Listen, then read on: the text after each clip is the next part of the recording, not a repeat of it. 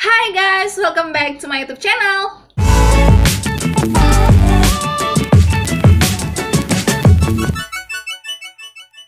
Oke guys, welcome to Dekala Squad and salam KB. Jadi di video kali ini aku bakal ngambil tema edukatif. Aku bakal bahas tentang yang namanya alergi nih. Jadi ada beberapa alergi yang menurut aku tuh aneh, tapi sering banget terjadi di beberapa orang. Nah, apa aja itu alerginya? Jadi seperti biasa, kalau kalian tuh baru pertama kali mampir di channel aku, jangan lupa untuk subscribe, jangan lupa untuk like dan share video ini ke teman-teman kalian juga, oke? Jadi langsung saja kita mulai. Yang pertama nih guys, yaitu alergi dingin. Ini awalnya juga aku nggak percaya adanya alergi ini. Tapi pas saat teman aku itu ngalamin ini, waktu kami ada kegiatan gereja di daerah tempat yang dingin, terus malamnya saat kami mau istirahat, dia itu gatal-gatal gitu loh guys. Terus badannya tuh merah, terus ada bengkak-bengkaknya gitu. Jadinya kan kita sekamar tuh kayak panik gitu loh guys, dengan dia kayak kita tuh ngelihatnya nggak nyaman gitu, terus garu-garu gitu kan, terus ada bengkak-bengkak, terus akhirnya kita lapor, terus dia dibawa ke rumah sakit terdekat, ternyata dia alergi dingin dan nggak bawa obatnya. Wow, itu kan jadinya aku dari sana percaya ada yang namanya alergi dingin gitu, yang sebelumnya aku nggak percaya, masa sih dingin bisa nyebabin alergi gitu ya. Ternyata ada, dan beneran ada gitu loh, dan aku lihat sendiri itu bengkak-bengkak merah dan katanya gatal banget gitu ya bagi si penderita alergi ini gitu ya. Nah, ternyata guys, bagi si penderita alergi dingin, itu di kulitnya ada mediator kimiawi yang bernama histamine. Nah, jadi histamine ini yaitu menyebabkan pembuluh darah di dalam dirinya itu berkontraksi pada saat ada udara dingin gitu. Dan ini sudah ada studinya di New England Journal of Medicine. Dan kemungkinan terburuk dari adanya alergi ini guys, yaitu kematian. Dan ini serem banget sih guys, kalau kalian itu mengidap alergi dingin yang akut, tapi kalian itu tetap kekeh untuk berenang atau berendam pada air yang dingin. Terus kak, gimana cara ngatasinya? Cara ngatasinya itu simple banget guys. Karena kalian itu udah tahu alergi dingin, maka kalian jauhi hal-hal yang dingin, seperti suhu yang dingin atau air yang dingin, ya kalian jauhi itu gitu. Kalian masuk ke ruangan yang menurut kalian tuh hangat, kemudian pakai pakaian yang tebal, pakai selimut, kemudian ada pemanas ruangan mungkin supaya tidak muncul alergi di dalam tubuh kalian, oke? Yang kedua nih guys, nah kalau tadi itu kan alergi dingin, sekarang ada yang lebih aneh, yaitu alergi matahari.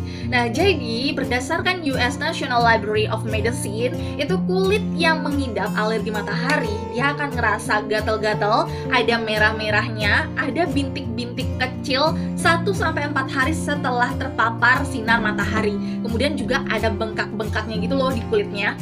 Kalian tahu nggak sih guys, apa yang menyebabkan hal itu terjadi? Ternyata hal itu terjadi karena adanya radiasi dari sinar ultraviolet matahari. Nah, pada saat kita kena sinar ultraviolet tuh, pada orang normal gitu ya, mungkin itu sedikit tidaknya itu akan dirubah menjadi vitamin D ya. Aku kurang tahu tentang kimiawi dalam tubuh kita, tapi kalau orang normal kena sinar matahari itu pasti kan ya ada vitamin D-nya. Tapi untuk orang yang terkena alergi matahari gitu ya, ternyata pada saat perubahan protein pada kulitnya, itu protein yang telah dirubah, ternyata pada di sistem imun mereka, protein itu bukan hal yang baik gitu, tapi malah membahayakan. Makanya dia mengeluarkan seperti gatal-gatal, bengkak, itu tujuannya untuk melindungi dirinya terhadap protein yang telah dirubah gitu. Jadi itu bedanya orang normal dengan alergi matahari.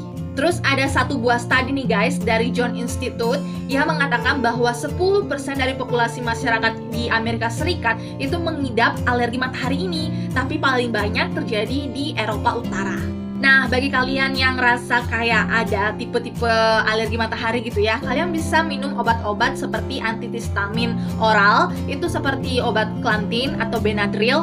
Kemudian kalau kalian mau olesin aja tanpa minum, kalian bisa pakai krim kortikosteroid seperti Cortide.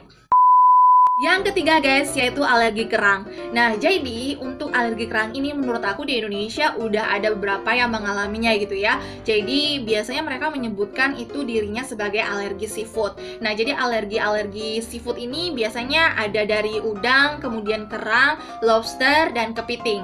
Kenapa bisa dari binatang itu gitu ya? Karena di hewan-hewan ini itu ada salah satu protein, aku juga kurang mengerti protein apa gitu ya. Tapi dalam artikel menyebutkan ada sebuah protein yang kalau dimakan oleh pengidap alergi seafood itu akan mengganggu sistem kekebalan tubuh dari si penderita gitu, sehingga yang menyebabkan seperti gatal-gatal, merah, kemudian ruam, sesak nafas, diare, mual, seperti itu.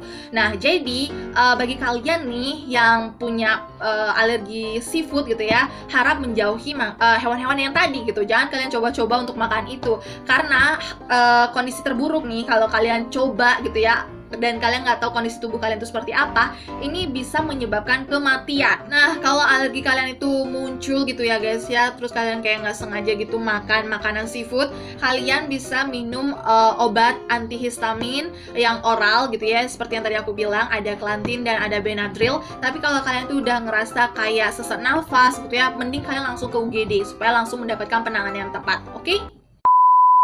Oke guys, jadi sekian dulu video hari ini tentang alergi yang menurut aku tuh aneh, tapi sering terjadi pada umat manusia di bumi ini gitu ya. Semoga dengan adanya video ini bisa mengedukasi kalian gitu ya. Terus kalian kayak kalau udah ngerasa, misal kalian pergi ke tempat dingin terus kayak ngerasa gatel-gatel, terus kayak ngerasa nggak enak aja badan kalian, mending kalian langsung konsultasikan ke dokter. Apakah itu termasuk alergi atau tidak, atau hanya tubuhnya tuh penyesuaian aja terhadap kondisi yang ada. Pokoknya segala sesuatu yang menurut kalian aneh di badan kalian, mending kalian langsung konsultasikan dengan dokter supaya cepat mendapatkan penanganan kalau ada hal-hal yang aneh pada tubuh kalian. Oke, see you next video. Jangan lupa untuk subscribe, like, and share video ini ke teman-teman kalian juga.